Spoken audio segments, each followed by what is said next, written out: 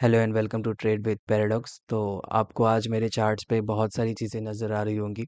वैसे मैं हमेशा बहुत ही नीट एंड क्लीन चार्ट्स रखता हूँ जब मैं डेली एनालिसिस बनाता था। बट क्योंकि ये एक वीकली एनालिसिस होने वाला है जहाँ पे हम 9 मार्च से लेके टोटल 13 मार्च तक का एनालिसिस करने वाले हैं, क्या ट्रेंड होगा next week completely and date wise हम यहाँ पे व्यू समझने की कोशिश करेंगे निफ्टी का। ओके। एंड उससे पहले अगर कोई भी न्यू व्यूवर है इस चैनल पे तो आप टेलीग्राम ज्वाइन कर सकते हो, जो लिंक आपको डिस्क्रिप्शंस में मिल जाएगा, जहां हम hero zero trade stock options में ट्रेड्स करते हैं। सेंसेक्स में हमने एक ट्रेड किया था लास्ट एक्सपायरी में, 18-20 का प्रीमियम 400 प्लस गया था, आपको पता होगा, जो लास्ट में मूव आया था। तो आप टेलीग्राम ज्वाइन कर सकते हो, लिंक आपको मिल जाएगा डिस्क्रिप्शंस में। तो अब बात करते हैं निफ्टी के वीकली एनालिसिस के बारे में, वीकली व्यू क्या होगा। अभी तक जो निफ्टी है काफ़ी ज़्यादा पैनिक में रहा है, काफ़ी कुछ ग्लोबल न्यूज़ थे जो निफ्टी को ट्रिगर किए। लेकिन यहाँ से अब आगे का ट्रेंड क्या होगा उसको समझते हैं। बहुत ही सिंपल सा व्यू है यहाँ पे। पहला तो ये है कि आई एम एक्सपेक्टिंग पर्सनली कि 24,000 क्लोज तक निफ्टी जाएगा, या तो 24,000 का ब्रेकडाउन दे देगा इन बिटवीन 2-3 डेज, मतलब कि 9 से लेके 11 के बीच तक में ये चीज़ें पॉसिबल हैं कि हो सकती है। एंड 11 क्यों मैं बोल रहा हूँ, यहाँ पे आपको एक रेड लाइन दिख रहा होगा। ये रेड जो आपको लाइन दिख रहा है यहाँ पे, ये इंडिकेट करता है 11 मार्च को। ये जो लाइन है इसके बाद से यहाँ से ट्रेंड रिवर्सल हो जाएगा निफ्टी का। मतलब कि यहाँ से अगर ये नेगेटिव बियरिश रहता है व्यू मार्केट का, एंड इसके बाद आफ्टर 11 यहाँ से हम बुलिशनेस देख सकते हैं। यहाँ जो आपको एक रेक्टेंगल दिख रहा हुआ है ड्रॉ करता हुआ, तो ये इस गैप को इंडिकेट करता है, जो कि इन नंबर्स में आपको बता देता हूँ कहाँ पे ये 25,000 पे आता है। तो मैं एक्सपेक्ट कर रहा हूँ आफ्टर 13 मार्च, सॉरी आफ्टर 11 मार्च, यहाँ पे निफ्टी ऑलमोस्ट 25,000 को अचीव कर सकता है। मतलब ये समझो कि अगर पहले 24,000 जाता है तो यहाँ से ऑलमोस्ट 1,000 पॉइंट तक की रैली है निफ्टी के अंदर। तो ये एक बहुत बड़ी अपॉर्चुनिटी होगी अगर निफ्टी वहाँ तक जाता है। इवन अगर ये साइडवेज होता है तो भी व्यू यही रहने वाला है कि यहाँ पे 25,000 तक निफ्टी आएगा, 25,000 तक निफ्टी आएगा आफ्टर 11 मार्च।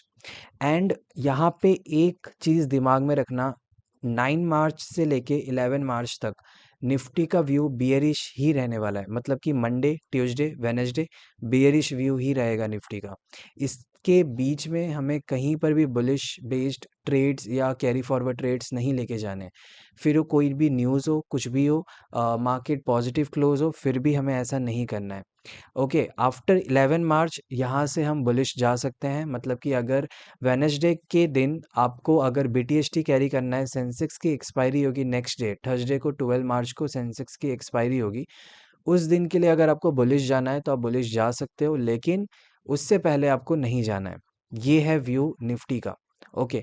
एंड ये फ्राइडे तक की क्लोजिंग मैं एक्सपेक्ट कर रहा हूँ कि Friday after when Thursday, Nifty में भी फ्राइडे को पॉजिटिव क्लोज हो सकता है, थर्सडे को भी पॉजिटिव क्लोज हो सकता है।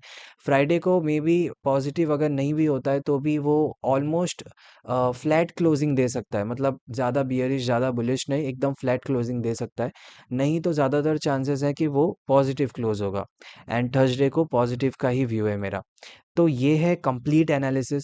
यहाँ पर और ज़्यादा कुछ नहीं है। कुछ लेवल्स के बारे में बात कर लेते हैं, जैसे कि मैंने यहाँ पे एक डैश लाइन बना रखा है 24,300 के यहाँ पे, क्योंकि ये इसका लो था जहाँ से इसने एक स्विंग बनाया था। तो अगर ये इसका ब्रेकडाउन देता है इंट्राडे के अंदर 24,300 का, तो यहाँ पर आप शॉर्ट कर सकते हो निफ्टी को। एंड 24,300 की यहाँ अगर रिट्रेसमेंट भी लेता है, गैप डाउन अगर होता है और यहाँ पे ब्रेकडाउन आप मतलब मिस कर जाते हो, क्योंकि अगर एक गैप डाउन होगा तो आप उस ब्रेकडाउन को ट्रेड नहीं कर पाओगे। तो अगर रिट्रेसमेंट होता है in between this rectangle zone, ये जो ब्लू जोन आपको दिख रहा है, अगर इसके बीच में रिट्रेसमेंट होता है, इस डैश लाइन तक आता है वापस से मार्केट, तो अगेन आप इस चीज़ को शॉर्ट कर सकते हो। ओके, तो ये चीज़ कुछ इस तरीके से आपको मैं बताने की कोशिश कर रहा हूँ, जैसे कि ये ऐसे यहाँ से फॉल होता है एंड इस पोर्शन से यहाँ पे गैप डाउन हो जाता है। तो गैप डाउन होने के बाद मान लो ये यहाँ से डायरेक्ट ट्रेड करता है और यहाँ से एक बार रिट्रेसमेंट लेता है। यहाँ पे आप इसको शॉर्ट कर सकते हो, क्योंकि यहाँ से प्राइस वापस से रिवर्स कुछ इस तरीके से हो सकती है।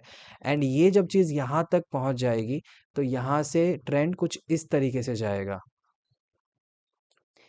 ये मैं आपको बताने की कोशिश कर रहा हूँ। यहाँ से मोस्टली चांसेस है कि अगर एक अप ट्रेंड या तो यहाँ से एक रिवर्सल आएगा, बहुत ज़्यादा शॉर्ट मतलब बहुत ज़्यादा शार्प रिवर्सल होगा वो। वो कुछ ऐसा होगा कि ऐसे समझो आप कि ऐसे करके एक बार में कुछ इस तरीके का कैंडल बनेगा वहाँ पे 1 डे टाइम फ्रेम पे। तो ये कुछ रिवर्सल होगा निफ्टी का अगर यहाँ से पॉजिटिव ट्रेंड होता है तो। बाकी मैंने ऑलमोस्ट चीज़ें आपको बता दी हैं। यहाँ पर और कुछ मुझे नहीं लगता है डिस्कस करने लायक, लेकिन अगर आपको कोई डाउट्स हो तो आप मुझे कमेंट्स में पूछ सकते हो। बाकी मिलते हैं नेक्स्ट वीडियो में, नेक्स्ट वीकली एनालिसिस में। बाय।